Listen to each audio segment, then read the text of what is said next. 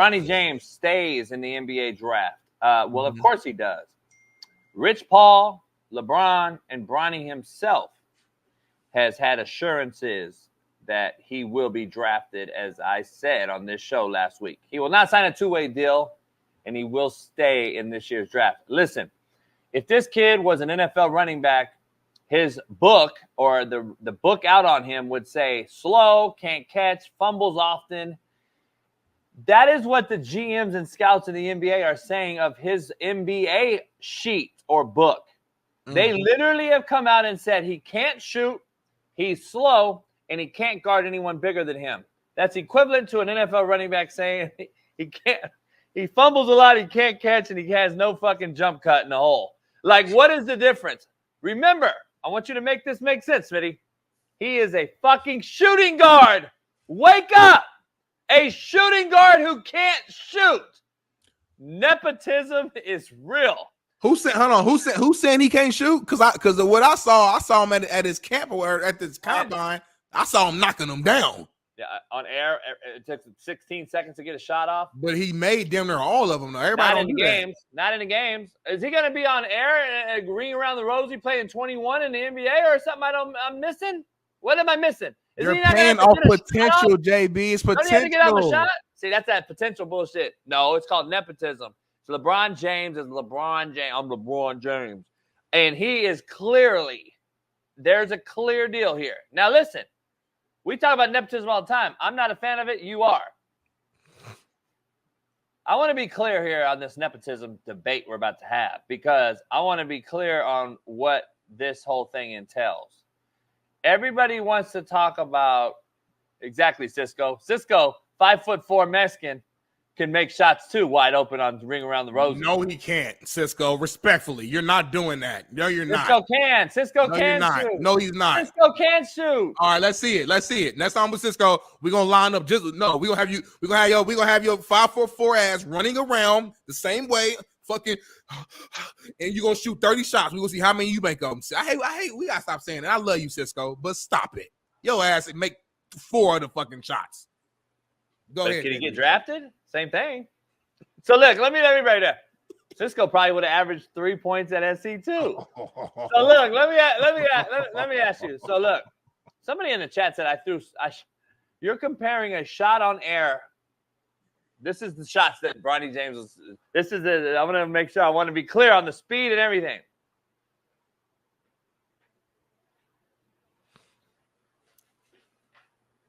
Why are you running around so slow? You such a hater, man. Look at him. Hold on, though. That was his performance that you are calling great, and he made those shots. And then I showed Sam Darnold yesterday throwing a dart in 7-on-7 in actual practice versus bodies. And somebody said, you literally showed him in 7-on-7 throwing a ball in practice. Yeah, there's a little bit of difference between that and a fucking wide open jumper on air. You fucking moron. So anyway, back to my nepotism take, because we got about 10 minutes. I want to get your debate and argue about it. Me and Bailey and I, grammatically correct term, we're talking about this before the show, and you're always defending nepotism. I don't think you've really thought about it in depth, because I want to break something down to you. Who benefits from nepotism? White folks. No, bullshit. Bronny's not. Bronny's white. No, he ain't white. But I thought, that was a broad question. You said who, as if so. I'm thinking you're trying to lead me to one. No, it's all right. It's all right. I wanted that question answered because I'm leading to something bigger. Right. It's not about a color at all. It's not a color at all. Look at the rap game. Look at the entertainment business. A lot of brothers and sisters in that business that are benefiting from nepotism. Clearly, this ain't a color thing. This is a who's thing. This is a who's thing of nepotism. It's funny how everybody always wants to talk about, well, they benefit from this, they benefit from that. Let's keep it real, man. No, they don't. It's the who's of who is who benefits from nepotism. But who's the who's for the longest? It don't matter. Whether it's CEOs, whether it's not, fuck the fame. I'm talking about positions of power. No, but let's be honest. That's what my point is. That's my point. But you're actually on this show with Jeff and other people combating that point. I brought up one day on this show, we brought up all the people who have benefited, and we went down the line. And we were naming out people, The Rock, and we just went down the line. Cats that were somebody's son or daughter. I still haven't seen it, dog. I still haven't seen the motherfucker that's just a regular Joe mechanic. My dad was a mechanic. Worked at Caltrans for the end of his life for the last 20 years at Caltrans. Why he couldn't get me a job? Why he couldn't get my other brothers a job? Why he couldn't get his homeboy a job? Big time job, Caltrans, big time California State institution, pays good money, pays $100,000 or something. Couldn't get me in the fucking door. Couldn't get a job. Why couldn't I get a job from my daddy at Caltrans? Why can't the Walmart CEO get his son, or not the CEO? Why can't the Walmart manager get his son or brother a job at Walmart? Why is it that I look at all these different jobs that we have in the world and I never, ever, ever, ever get to see anyone benefit at the regular blue collar, out here grinding ass, everyday ass cat job? It's always the elite. It's been the elite, and I'm tired of hearing that it's not the elite. Look at who's an actor, a rapper, a singer, an entertainer, a player. Look at who NFL executives are, and then look at who their parents are. Look at who their lineage is. Look at who works under Jerry Jones, Robert Kraft. Look at et cetera, et cetera, et cetera. It's elite. The Rock, by the way, daddy was somebody, just so we're clear. And uncle was too. Yeah, but we just want to skip over that. No, The Rock came up from the ground. No, he didn't. Stop. And I don't know anybody there. This stems back from our podcast take that I don't know anybody that was a nobody that just blew up. Yeah, but I do want to say this about The Rock. Like, his daddy was a somebody, but his daddy wasn't some like fucking filthy rich cat that just carried Rock nah, Rock still had. Daddy was a legend in the WWF. Yeah, but WWF wasn't as big as it from a money standpoint as it is today. That has nothing to do with it. He got himself in the door. His daddy was a guy, Rocky Johnson. What do you mean? Of course. I'm not. Okay, so you just talked about Waddle getting $84 million. Waddle wasn't getting $84 million 20 years ago. The bottom line is this is grown. Social media, all this shit. But JB, don't everybody need a foot in the door to? No, I don't get your take when you bring this up all the time. Oh, Whitlock brought me on the Fox. That has nothing to do with it. It's nepotism, homie. But no, for real. That is a prime example. Now, we're not family, we're not blood, but at the end of the day, I was a young cat who he liked based upon what he heard, went to his same school from the city. I was a good cat, all this stuff. A position became available. I had zero background in the career field when it came to sports production. It's still nepotism. No, okay, I'm telling you, but I'm saying so you're saying it was a bad thing that Whitlock gave me a chance. No, basically. I'm not.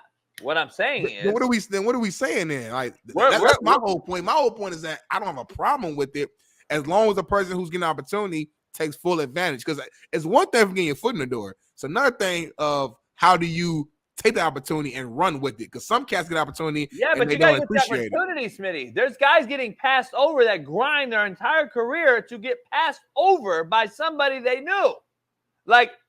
So what? Tell me that's why I'm such a opponent, not a proponent. I'm so opposing to it because I know so many cats that have been left in the wind for a cat that is so half-assed mediocre at their job because of who they knew versus the guy that actually knows it. We talked about it yesterday with Deion Sanders and his Colorado thing. He don't know any rules in the fucking NCAA. He has no clue what the rules are in college football as a head coach. He's got a bunch of mercenaries under him working and grinding and trying to get bodies into this college that he has yet to sit down and go over recruiting rules. This is what we do. If you get caught doing this, you're fired, blah, blah, blah. And I told you, and you and I had a sidebar conversation. I said, there's coaches getting hired off their name every single day over coaches who I know grinding and know every single part of the job to better the kid. The ultimate bottom line is the kid is the fucking blood life in this whole discussion. Yeah. We forget that. And it goes to the hiring party, the GM, the AD, if we're talking football. GM in football, in the NFL, AD in college. Bottom line is they hire guys off the name. They don't think about the kid on their institutional grounds at all. They don't think about the players in that locker room at all. And that is the fucking crazy part about it. And y'all talk about life ain't fair. I talk about life ain't fair all day. No shit, it ain't fair. It doesn't mean I can't fucking bring it up. It doesn't mean that I can't say that kids are being disserviced by the hiring parties because we hire names over knowledge. But listen, the only problem with that is you're rolling the dice in either direction. Because we've also seen universities go out here and hire coaches who we deem as good coaches, and the team still ends up being shitty. So it's like, okay, so if I'm an organization and I'm rolling the dice either way, yeah, I might lean on the side of a Hall of Famer or a guy who's a big name who can at least, at bare minimum, build up our brand, sell us tickets, etc. At least I do know that part. The football part, you never really know for sure. There's only a small selection of coaches who is just a guarantee that you feel like, all right, I feel pretty good. If Nick Saban is my coach, we probably going to be pretty damn good. If Urban Meyer's my college football coach, we're probably going to be pretty damn good. There's a small Pete Carroll. There's a small selection guy where I'm like, I feel pretty good. But other than that, man, it's kind of like a toss-up. Like, I don't know how good your boy's gonna do. Who's the new Bama head coach? Who came from we come from Washington, but I don't know what he's gonna do. We'll see. I don't know. There's some guys where I just don't know. So my point is, it's always a roll of the dice. You're acting like they're skipping over guaranteed commodities, and it's a lock in, and it's just we don't know. We don't know what you don't know. So this has been a part of life before I was born, before you was born, and it will continue to go. And I would say this too, JB, and you might disagree, and there's no way to prove it.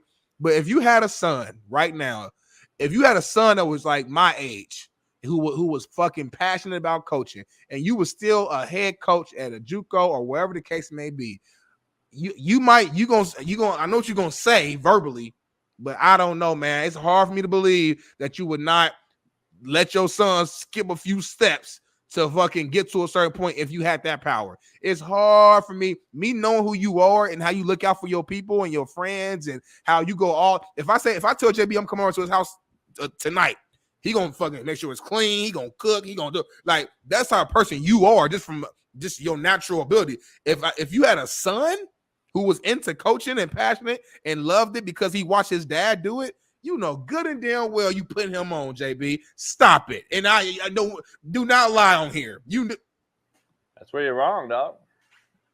I mean, let's keep it real. I could call people right now and bring them on the show right now, Division I head coaches right now, NFL coaches right now, and we will have this discussion because I've had the discussion and I won't even mention it. I'll call him right now, put him on the phone and ask him, what was your biggest downfall? I'll ask Noel Mazzoni right now, who was a great friend of mine who I've had on the shows, regarded as one of the best offensive minds in football history. And he will tell you my biggest mistake was getting my son a job at UCLA as a GA and never got underneath me and being his own man. I would have trained my son and coached my son. But you're actually speaking for me as if you know that's what I would do. No, I wouldn't do that because I don't raise pussies. I don't raise enabled kids to go out and fucking live off their parents' coattail. I live to go grind and get your own like I had to do. The one thing I respect about Bill Gates, even though we could say all this weird shit about him because I don't know him at all and I don't care about him at all, he never gave his kid any money. He made his son earn the money even though he put him in the will. He's made his sons earn their living as young kids growing up. I thought it was the greatest thing for one of the richest men in the world to do, to teach their kids something that actually mattered. Because if my dad wasn't here, what would you have? Nothing. You'd be a nobody. You'd be a regular Joe.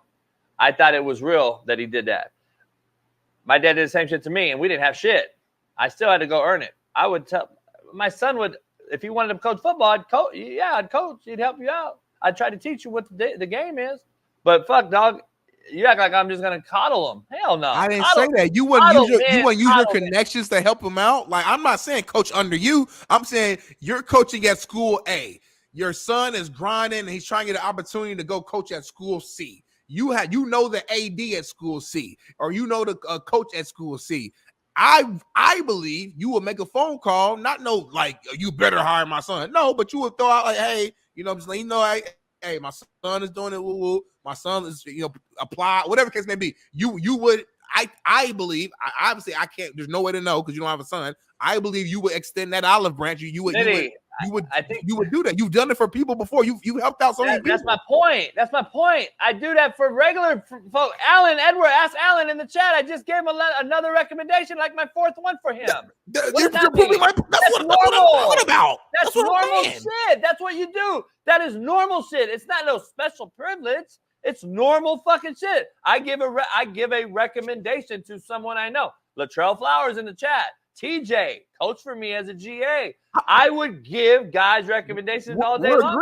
We're agreeing. There's no, but it's not, I'm not doing something that's over the top to get somebody in. I'm saying you would use your influence, your power, your connections to help your son out. To me, that's nepotism, regardless. There's levels to it. I'm not saying you're gonna say, son, you're the offensive coordinator today. Like, no, I'm not saying you would go to that level, but you would use your power, influence, and connections to help your son out. That's the point of being a parent and trying to. My job, a parent's job, is to build up a life to where their kids can have a better life, and you want to keep doing that. Like LeBron, going back to LeBron James, LeBron's supposed to help Bronny and put him on. Bronny's life is not supposed to be the same difficulty that his dad went through.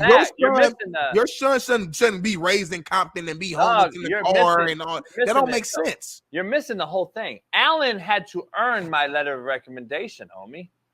He earned it. Fucking coaching for me, or playing for me, going to class, doing the right thing. My son would have to earn it. If my son was a shitbird, I'm not recommending shit. I'm not putting my name. Because my name is the one that actually is put on Allen's name, on Latrell's name, on fucking all these different names. Yeah. So you had to earn that recommendation from me. Like, I want to be clear here. Nepotism is get the job regardless of my shitbird son. Look at Andy Reid's kids. No shot at him and all, but damn, let's keep it funky. He doesn't have the greatest track record of sons in professional football, where I know a lot of dudes that could be coaching. Same with Belichick's kids. Let's just keep it 100. They didn't earn shit. My counter to that though is Smitty, go ahead. Finish. Last thing. My last thing. There's always somebody else, right? So even let's say you do hire somebody, not from nepotism, like you actually hire somebody who worked their ass off. There's always gonna be somebody who probably worked harder than that person, and then harder than that person, and then harder than that. So there's always gonna be somebody who's missing out, or this guy should have got the opportunity over this guy. That it's not about that. It's about, okay, did you do enough to catch my attention?